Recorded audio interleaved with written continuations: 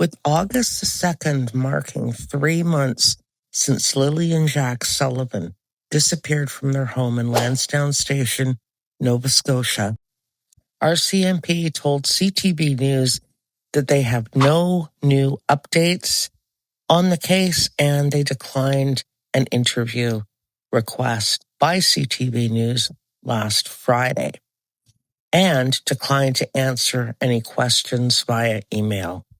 That tells me in itself that they suspect there's a major crime, says CTV public safety analyst Chris Lewis. They must have some grounds to believe it's a crime other than just the fact that they have never been able to find them any other way, Lewis added.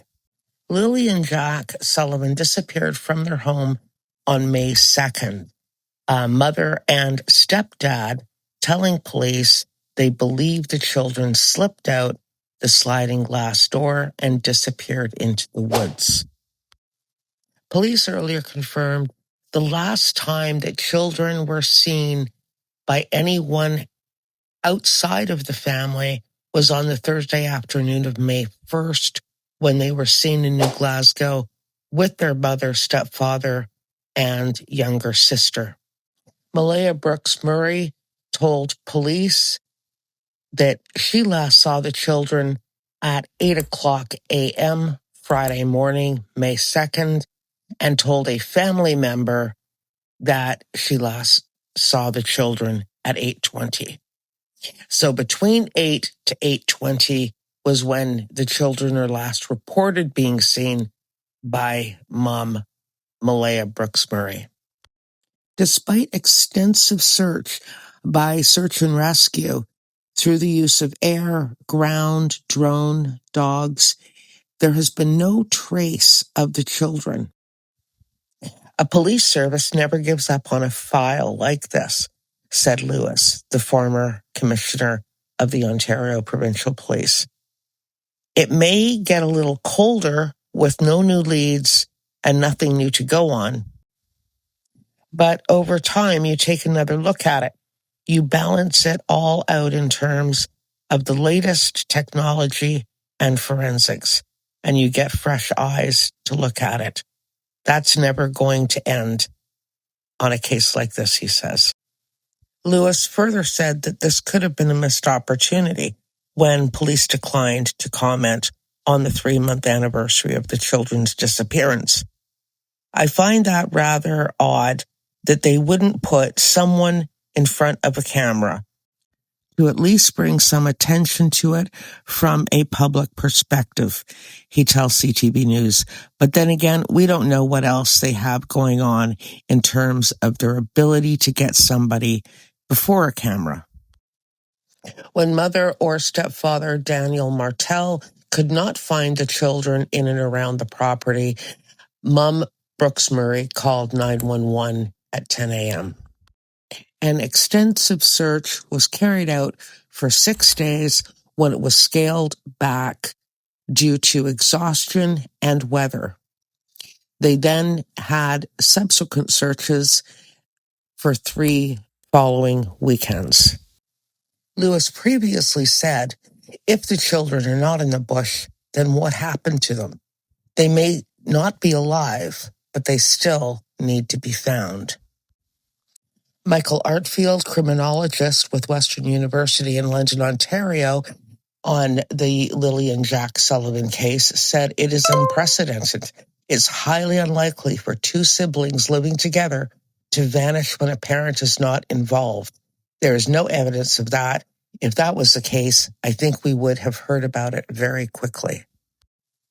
David Paulides of the Missing 411 Project and the Can-Am Project, and former police officer in the United States who has studied missing persons for decades, weighed in on the Lily and Jack Sullivan case, and specifically the RCMP investigation. It wasn't long before the RCMP arrived. They quickly called for more assistance. More units started arriving. At 12:25, RCMP had been there less than 2.5 hours. They make a news release stating that 2 children were missing from Lansdowne Station. That's a small area that they're in. And they request if the public has seen any kids or has any knowledge of the disappearances to contact the RCMP. And then they immediately say there's no evidence of abduction. They've been out on scene less than 2 hours, 2.5 hours, and they say there's no evidence of abduction. I don't quite know how they could say that. That seems awfully quick to pull that out. 4:55 p.m. same day, RCMP tell the public to stay out of the area of the search, which is ongoing. And they issue a vulnerable missing person alert for Picton County, Nova Scotia. RCMP decided to keep searchers in the woods through the night. Okay. Now, I've told you before, kids don't move at night. They sleep. I understand the need to keep somebody out there. Realistically, it's not going to do any good. Kids are going to bundle up, find a little cubby somewhere, buy some boulders. Sometimes they just lay on the ground and they sleep.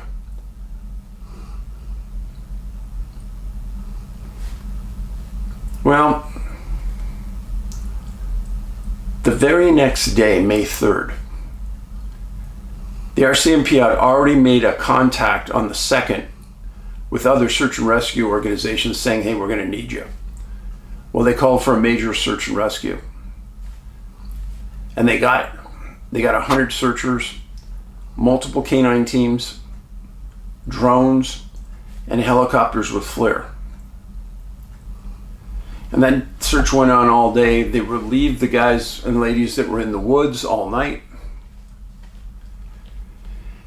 And now the RCMP did something that I completely have no idea why they did it, unless they're not telling us everything. 5:26 p.m. They issue a wider alert for Pictou, Colchester, and Antigonish counties.